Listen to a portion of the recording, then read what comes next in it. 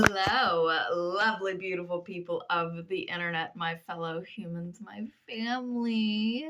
This is 10 Minutes of Astrology. I am your host, Shay, your favorite person on the internet for astrology tidbits of information, your favorite Nostradamus wannabe that is not going to keep things hidden and confusing and you gotta read no, I'm going to be so direct with you and I'm gonna be so forward with you that you're gonna be like, hey, that's a little too blunt, that's a little too much, and I'm gonna be like, but you're watching me, you asked for this. Okay, I'm gonna get off track because I am who I am.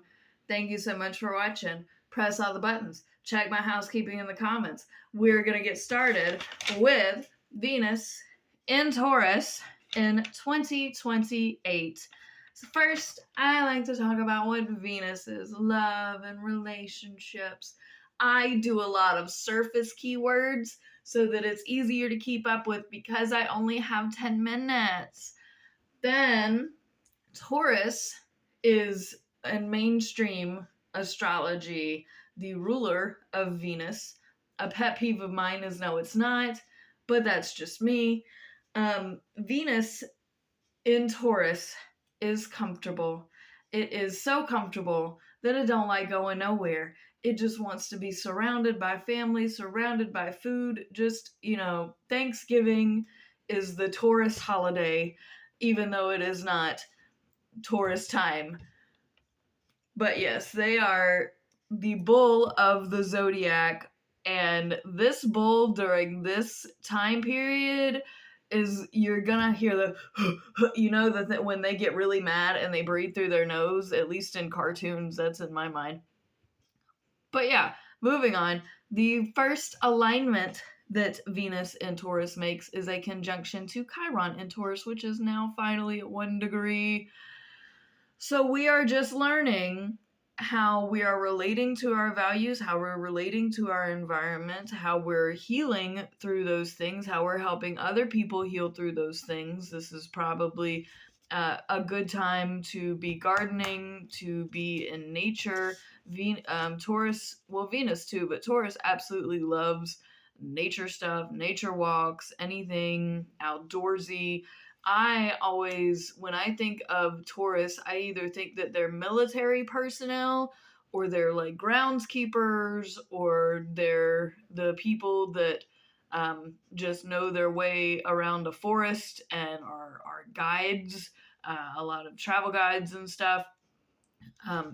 Or healthcare field, especially Tauruses in the healthcare field, because they really do like being the stable one that you can come to for whatever it is you need, because they're going to have an answer for you, because they believe they're always right. I give all the signs trash talk, so even my own, we are money hungry. Capricorns are money hungry, greedy motherfuckers. Like, we really are.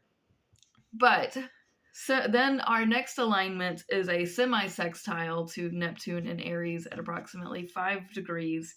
And I also really like this because Venus in Taurus is teaching our spirit that our environment and our surroundings and our peace and our prosperity and our wealth and all of that stuff does come from our relationships and how we love and how we show love and how we treat other people, how we treat if you don't take out your garbage from your house, then you're allowing the garbage to pile up. And it's the same concept, same metaphor that we can use in relationships. If you just sit on the garbage in your relationships and you don't take it out and you don't address it and you don't deal with it, it becomes an unhealthy environment. And Venus is teaching Neptune here that for your spirit, for your soul, and if anybody is watching this that knows Morse code, can you please interpret what my light is trying to tell me? Because I really think spirits are trying to communicate with me, but I don't speak light. Like, we have technology. They could bounce into my technology if they really wanted to and whisper things to me, or even say it directly out loud. Like, you gotta talk to me directly. I am not a read between the lines person. You gotta tell me what you got to say. Sorry, side rant. My apologies. But yes, we're teaching that our spirit here needs to learn that it's not just about us, it's also about these things that are around us that matter. And if we can handle that, then our spirit is going to be happier, because Aries has a tendency, it's all about me, me, me. And when they learn that other people matter, their surroundings matter, because that affects you, then they can be like, oh, okay, maybe I do need to pay attention to it. And it's going to help your spirit grow and develop and thrive when you do that, because it will feel good to do that.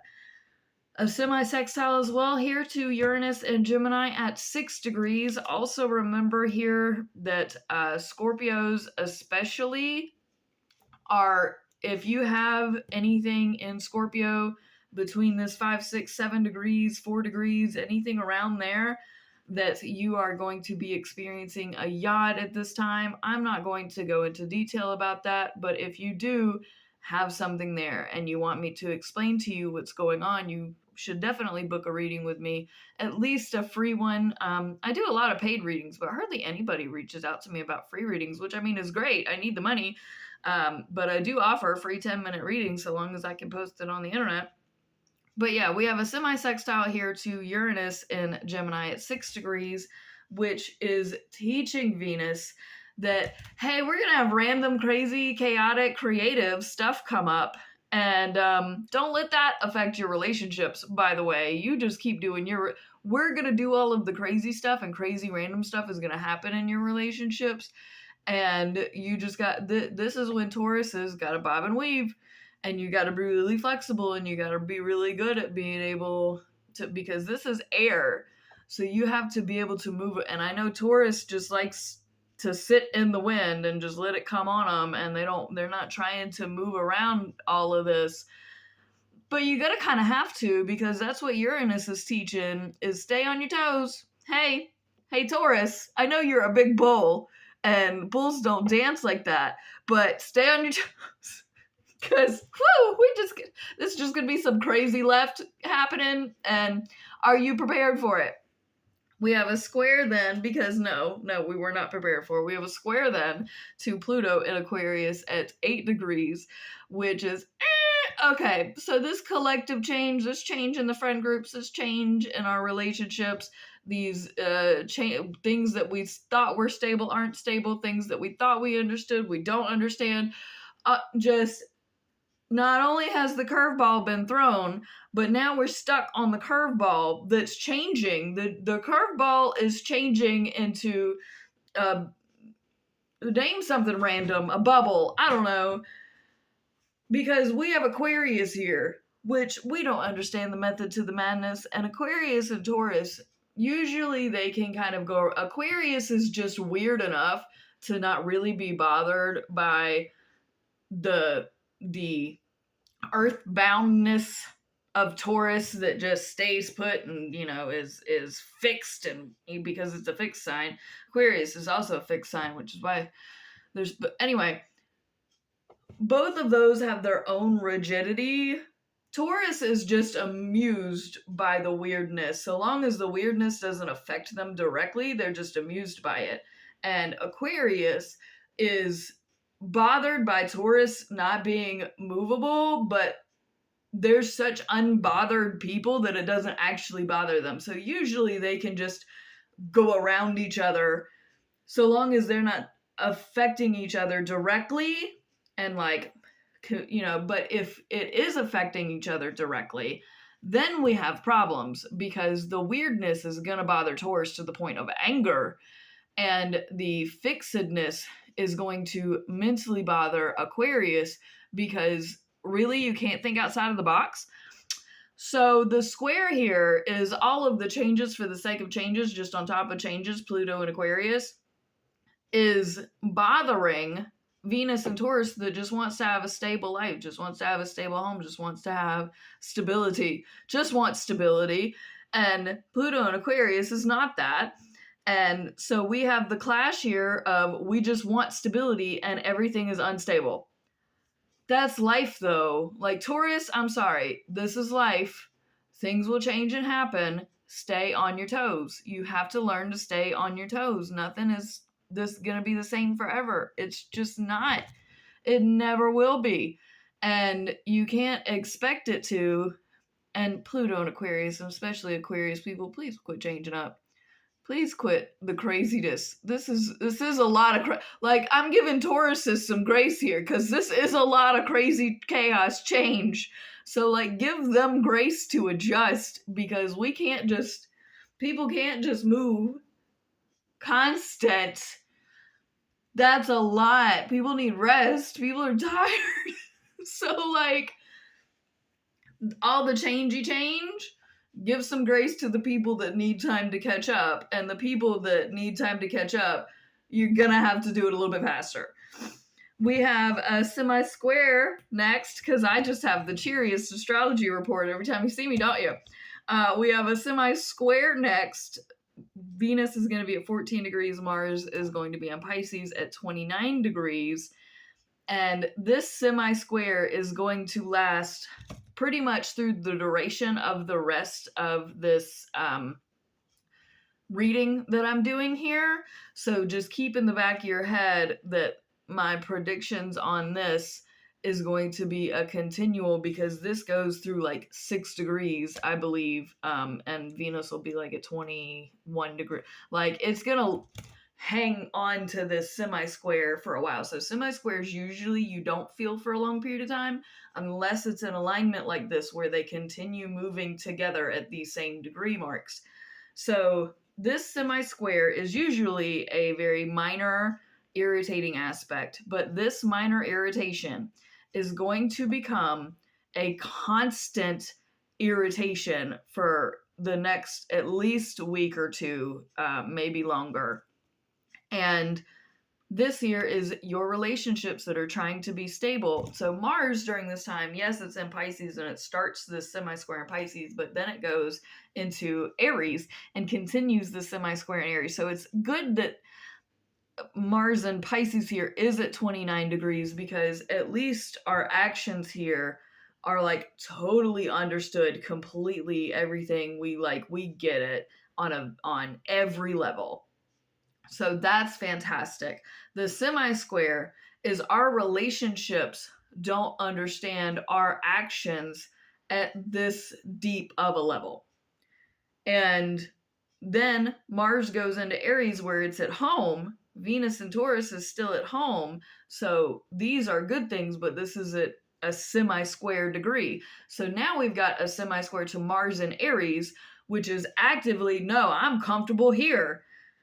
Like, we're doing this, what I want, when I want, how I want. It's going to be war. What you got? And Venus and Taurus is like, I don't need the aggression in my relationships. And if you're going to keep getting aggressive with me, I'm going to get aggressive back. And a bull is bigger than a ram. And when a bull is mad, and when a bull is upset, especially in relationships, they will charge. They no longer, when they get mad, they no longer care. The house is coming down. How dare you? Excuse me. You are in my, this turns into a much bigger thing, because semi-squares are not supposed to last this long. Like, they don't last this long.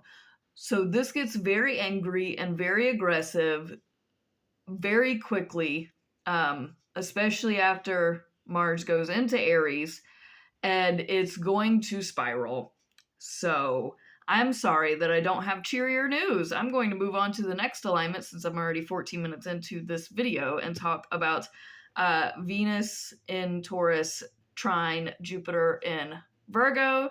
This is at 20 degrees 59 minutes, approximately March 25th, 2028. This trine is aligning with the bigger details in your relationship. So if you are like finalizing a divorce here, and you're finalizing your divorce papers, or if you're finalizing contracts, or if you're, any sort of business relationships or business deals, or anything that's got to do with like paperwork and red tape and like the process, this is really good here, because you can now, even though Jupiter is retrograde here, I still feel like, okay, now is a really good time go ahead and wrap up those contracts. Go ahead and wrap up those things. Go ahead and finalize all of these details. It's a really good time to do that. We have Venus in Taurus, then semi-squares Neptune in Aries. Remember, we still got the semi-square to Mars in Aries, which at around 6 degrees will also conjunct Neptune at some point. So this is going to be even more intense. Now it's angry at God and angry with God and aggression with God. This particular alignment doesn't stay because Neptune does not move this fast. So this aggression with God is like a height of all the aggression with the Mars stuff too. But it's spiritually aggressive. Are you really trying to fight with God right now? Because Venus and Taurus is going to lose that fight because God is quick to... Now, God is also quick to forget at this time and quick to move on. But karma is coming quick during this season. So be careful with your words. Be careful what you wish for. Pick and choose your battles. And if you just ride it out, then the other side is going to be nice. But if you engage in this, remember, we're trying to avoid jail time. We are trying to avoid pissing off the wrong people for the wrong reasons, having the wrong reactions and the wrong responses, because you can easily do that. And it would be out of love. It would be, well, this is my house. This is my way. This is my... And we get it. Pick and choose very carefully because the long term matters. We have a semi-sextile to Saturn in Aries at 28 degrees, which is nice because Venus is teaching Saturn here that our relationships and the stability of our relationships matter more than what you think is right for you at this time, because it needs to be about your environment, about, your values need to matter more than instant gratification. At the same 28 degrees, we also have a sextile to the South Node and a trine to the North Node in Capricorn. Saturn is going to be square these nodes, but Venus making good alignments to them. Even your highest form of self and your lowest form of self are in alignment with your relationships and how you want to proceed in those, especially the business relationships are better at this time. And with the square to Saturn, the thing that you think is the right thing to do is not. So whatever you think is the right thing to do here, you may want to do the opposite of that, especially if you think the right thing to do for you. Like if it's a selfish thing that you think is the right thing to do, then don't do that. Do it for your money, do it for your family, do it for your environment. But here, if you think the right thing to do, if you are choosing a selfish reason, then it's the wrong reason.